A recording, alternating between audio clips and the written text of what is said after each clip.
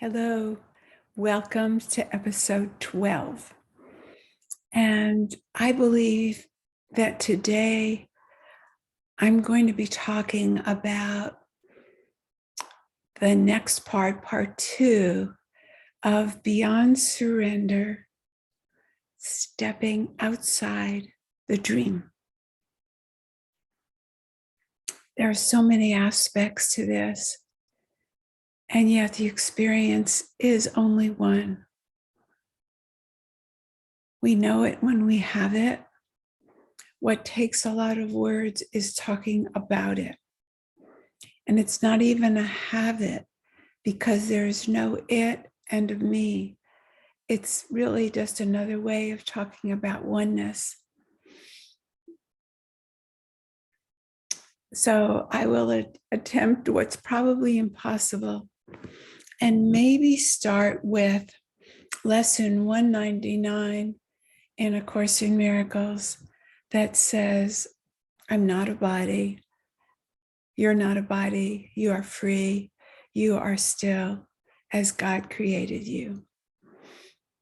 Or I am not a body. I am free. I am still as God created me. Well, you know from my former episodes that I don't often use the word God because so many people, including me, sometimes go back to God the greater and me the lesser because of our collective experience, no matter what our religious experience has been. But if we've had religious training, it's all the more. However, today I might use it in the place of oneness sometimes. So in that lesson 199, there is so much talk about I'm not a body, so this and that, or if someone's having an experience with their body, a course student will remind them that they're not a body. And of course, the person will be quiet who received that, but they'll just feel like, well, I can't talk to you because you're a Course in Miracles student and you'll just give me back a line from the course.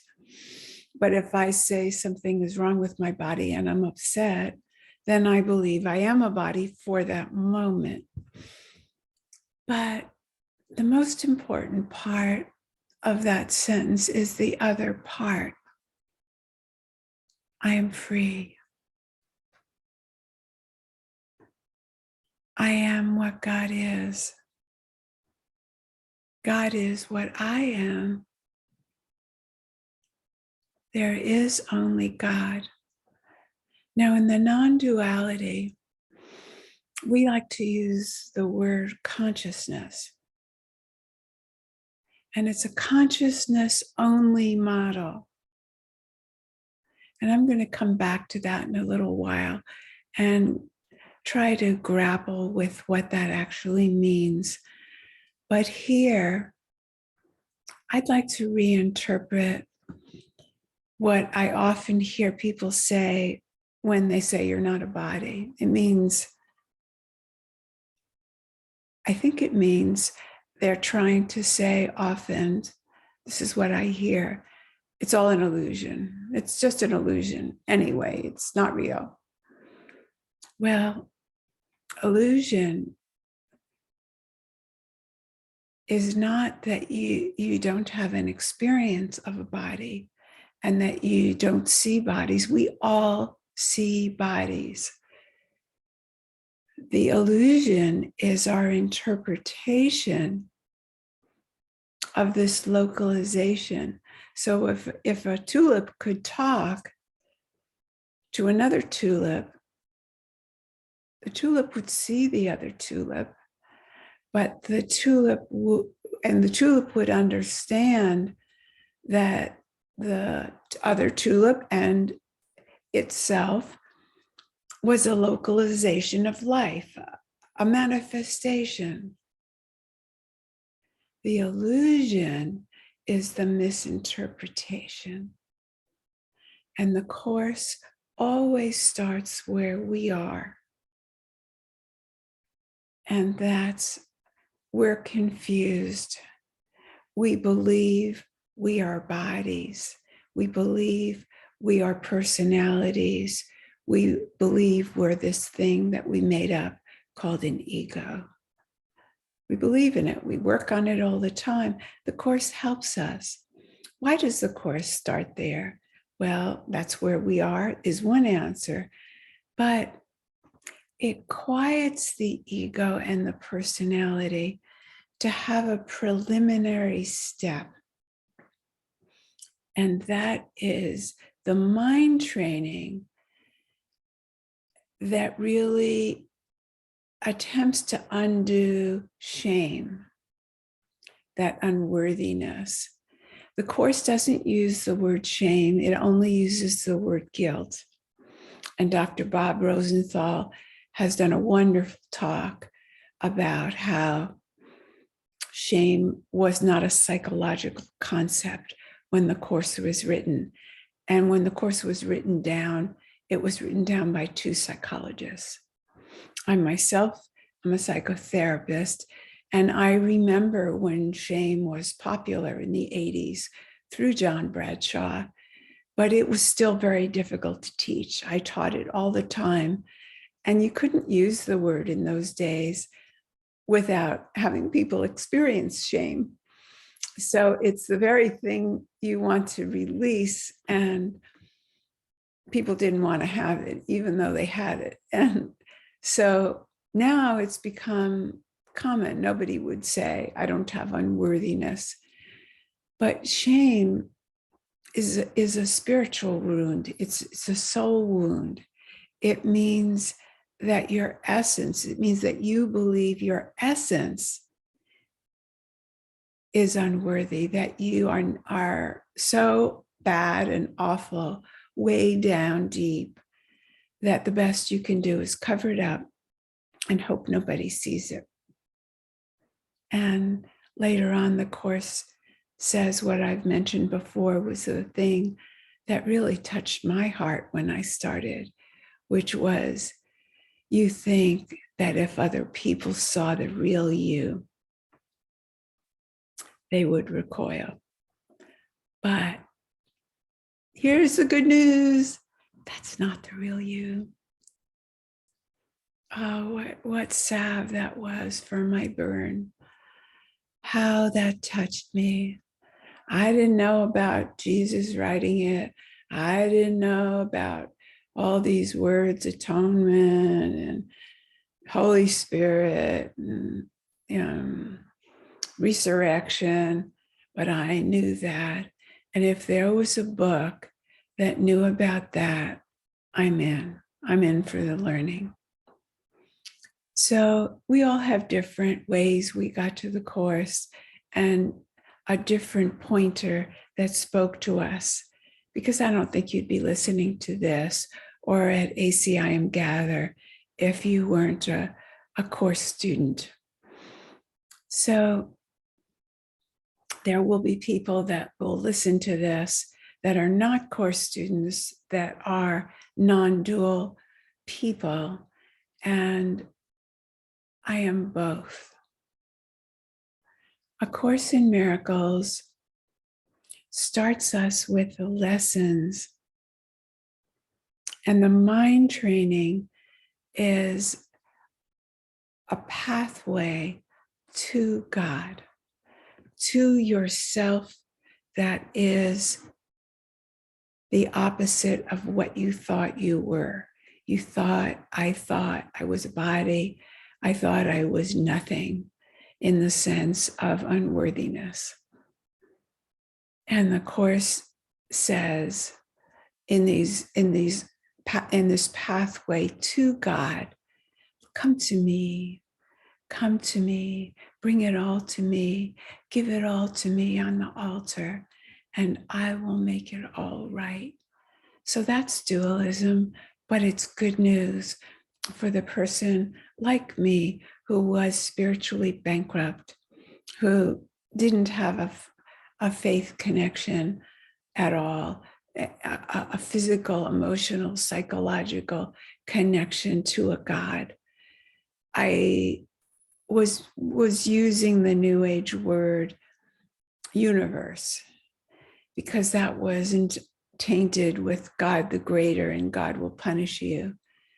I grew up in Judaism, and we were told that you're the chosen person. We're the chosen people. Well, if you're full of shame, you don't feel very chosen. So that wasn't working for me. Also, my parents left Nazi Germany, and their faith, though they repeated the customs they grew up with, there was not heart in their prayer. There was not heart in their belief in something greater than themselves. As their child, if you asked me as an adult now to express what I felt as a child was their faith, it would be each person for themselves. Grab what you can, because life is bitter and cruel and unmerciful, and it's up to you to take what you can. Even though you're unworthy, you still grab what you can because the other person's unworthy too. So it's a jungle. Well, I wouldn't have, I don't think that would bring too many followers if you put that out as your doctrine. But those were my parents. So I was a good student and I learned what they were actually teaching, not what they said. And so getting back to the course and getting back to the subject of beyond surrender. Surrender still means two. I'm giving it to God. I'm putting it on the altar. There is a Holy Spirit intermediary between God and me. So maybe we're talking about a threesome there. And that's traditional in many religions. But what if the ultimate step in mind training leads us to the second part of lesson 199? I'm free. I can only be free if the journey to God ends. And now I'm living the journey in God. What a concept. Now let's talk about something I love.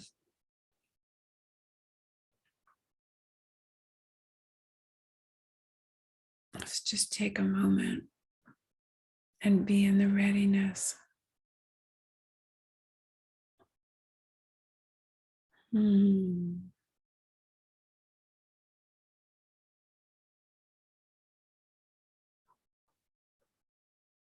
I actually forgot what I was going to say. Isn't that crazy? Let me just take a second here. Wonder what will remind me. I didn't write any notes. Let me just take another minute.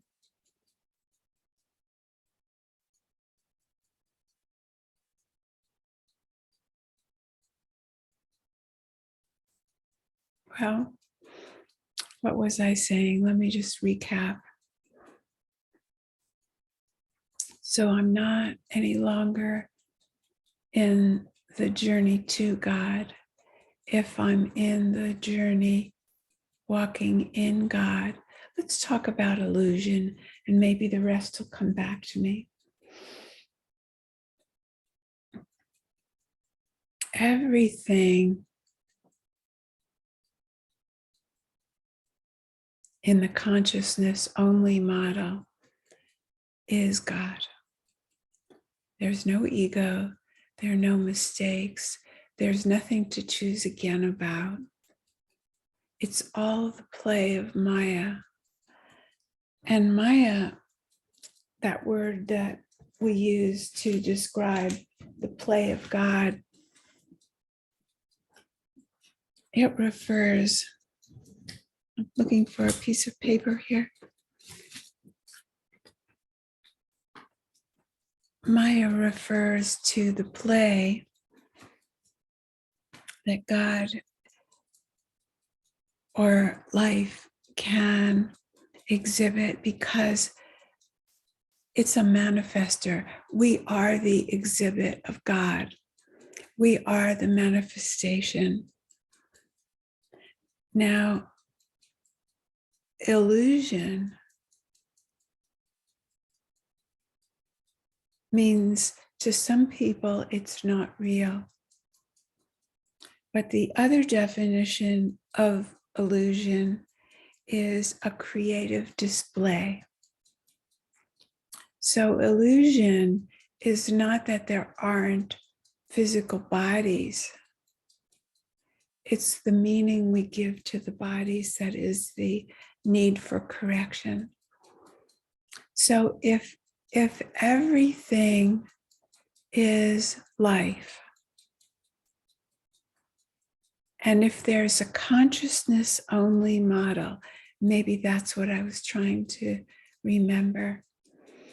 Consciousness only model means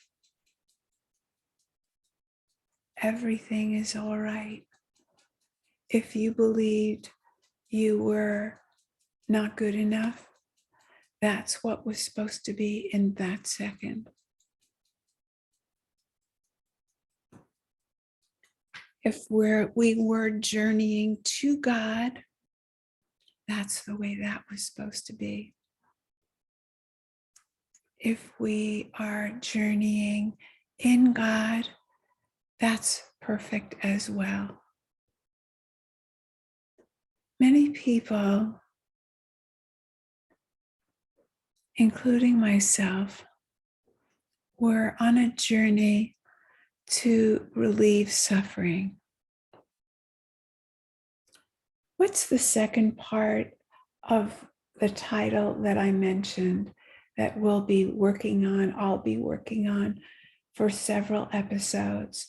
It's called Beyond Surrender, Stepping Outside the Dream.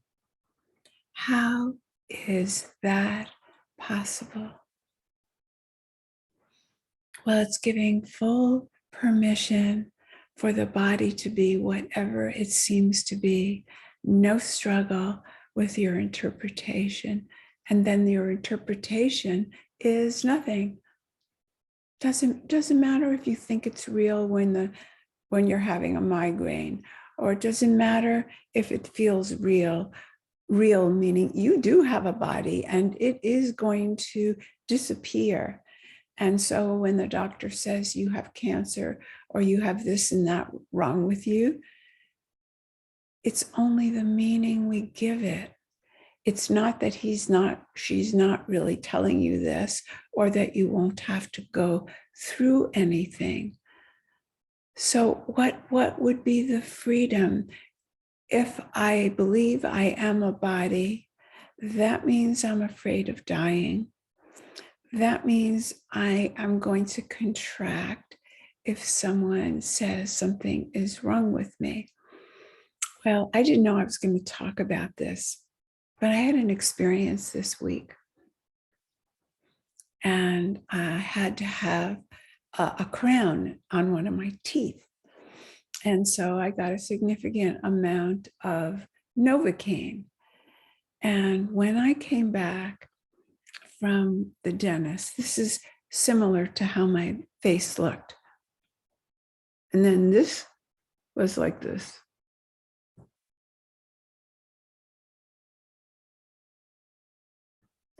Now, there's a history with that, because when I had brain surgery almost 5 years ago, this side of my face was kind of like that. But after brain surgery, the functions that sound like an ego had disappeared for a while, maybe months. I don't know how many months because I didn't care enough to track it.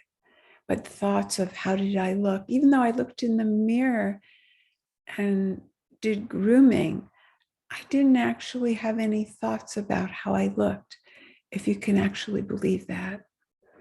And it wasn't until the surgeon said, "I'm sorry I deformed you."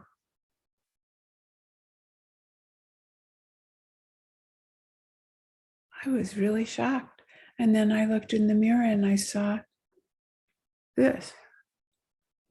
I did experience it when people looked at me in those first 6 months. And because I didn't have a story, I was free of stories until the brain power came back.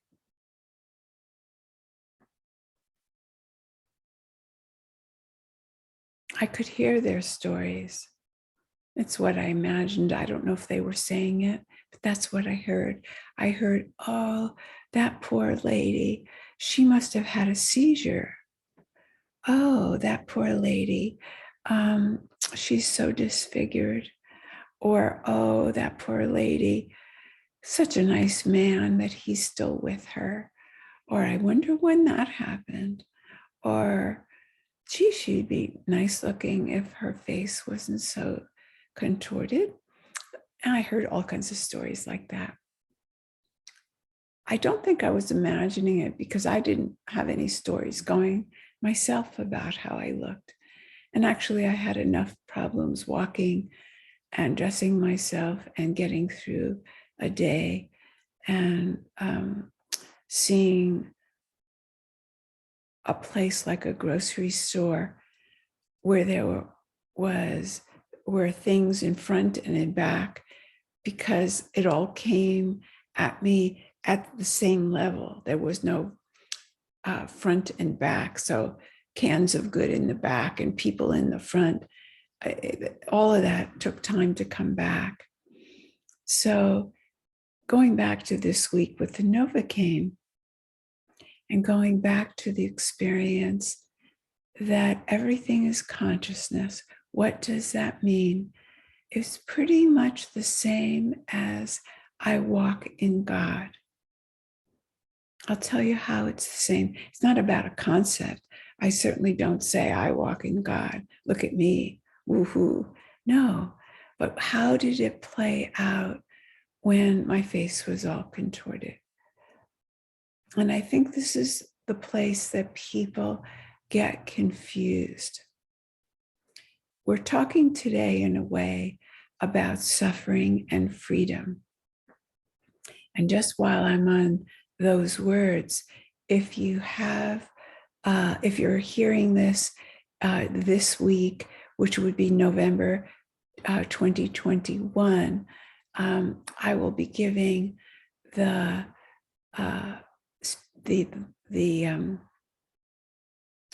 talk at Jennifer Hadley's Sundays with Spirit on November 14th, and we'll be talking about freedom and suffering. But getting back to the story, people assume that if you're free, you won't have any attachment to the body. And if you do, that means you're suffering. And the lesson that says, I need do nothing, I think we've talked about this before. It's the I, the separate I, that need do nothing. Doing happens, but who is doing the doing? So I will fully admit my surprise and my contraction when my face was like that.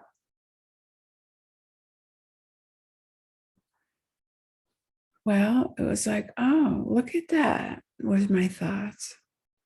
Huh, this is a surprise. This is happening again? Wow, another round of this? Okay was the next word. So I went to the internet and I saw a couple of headlines.